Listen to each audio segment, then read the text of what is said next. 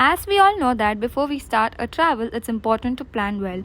So here are my few tips about Sri Lanka which might help you save some time and save some money. So with regards to the visa, what I would say is apply 1.5 weeks prior. Sometimes it takes up to 1 week or it might even take few hours for you to get your visa. So if you're planning to go maybe 2 weeks later, so apply your visa now. It's easier, safer, and it has a good validity, so no need to worry at all. With regards to the travel in Colombo and other places of Sri Lanka, I would say tuk-tuk is the best. So tuk-tuk is like an auto, and just don't fall in the trap where you just go walk and ask the tuk-tuk driver. He would obviously charge you more. If you want to know the exact price, then just download this Pick Me app, which is very reasonable, and it's actually available entire Sri Lanka, so that's the best thing about it. So I booked my tuk-tuk from airport and reached the Fort railway station, which I will be telling you about further.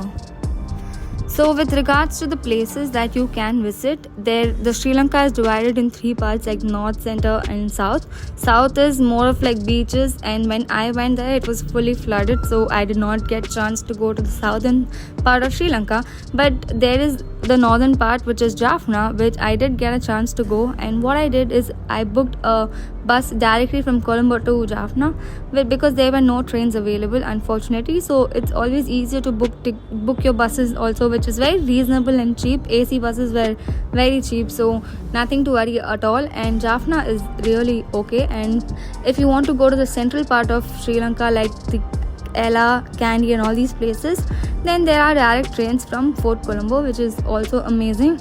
And like I said in my earlier videos, if you're planning to go to Ella or Kandy, I had chance to go in second class as well as first class. So there is this most luxurious train. In one of my video I must have mentioned about this Ella Kandy Odyssey train, which is really very luxurious. And the best thing, like I said in my old video, that the best thing is booking second class. But if you don't want to go in this train, there are other trains also which are available and which goes around early morning, and the cost of the morning train is much cheaper when compared to this, because this is most luxurious train of Sri Lanka. So I would say, like, if you are into budget, then try going to the morning train and try staying at Ella to visit this famous Nayanak Bridge, because a lot of people think that Nayanak Bridge is only beautiful because of the train journey.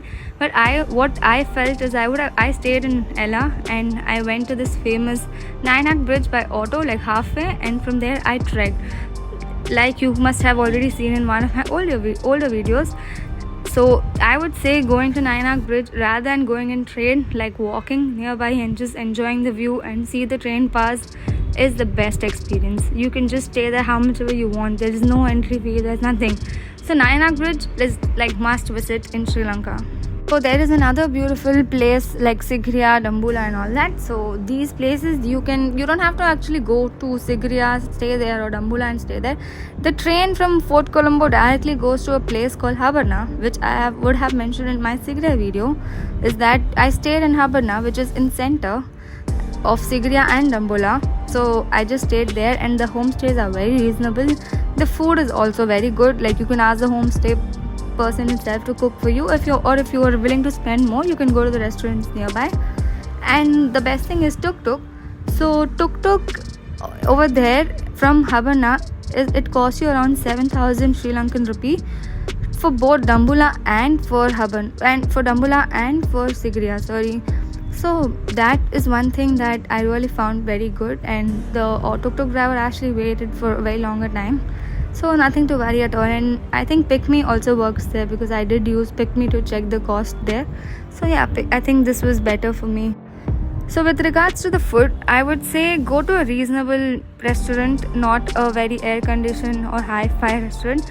I think a reasonable restaurant was where I went, is Old Fort Cafe, which was very reasonable. And in Habarna, like I said, I stayed in a homestay, so they cooked for me. And Ella is a very beautiful place. It's very advanced. So I went to a lot of cafes, a very nice restaurant bar. So that is obviously expensive. But apart from Ella, Colombo and all these were very reasonable for me. So don't try to go to the local food stalls alone. Try going to a normal hotel, which is not that like 5-star or hi-fi, but a middle class hotel which is very nice.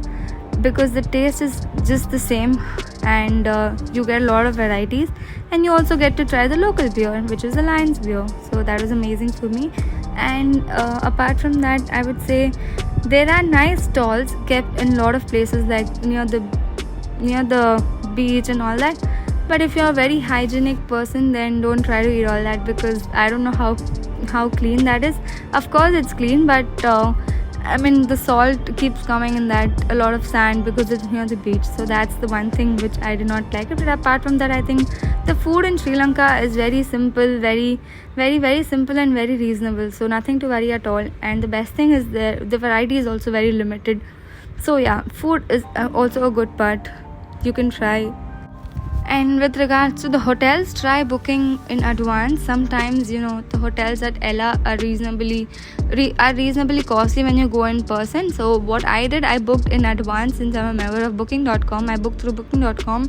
So I booked a very nice mountain view with a very cheaper price, like approx 1,500 Indian rupee, and which is obviously I was able to get it because I planned in advance, and I booked the hotel in advance before it got sold out.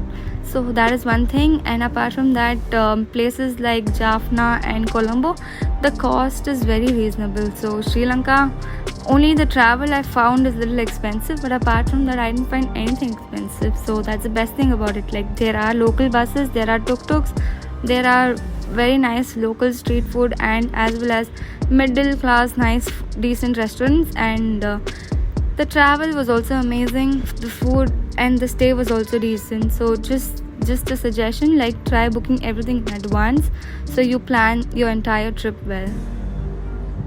So overall, these are my few top tips which I would actually advise all of you guys to try, because visa and booking your travel and stay is very good to actually book in advance, because your plan actually doesn't get fucked up, or else you really are confused after going there. Oh my god, what to do, this, that. So it's good to plan well and book in advance. And apart from this, the rest is like very reasonable. Regards to the ATM, I'm sorry I forgot that.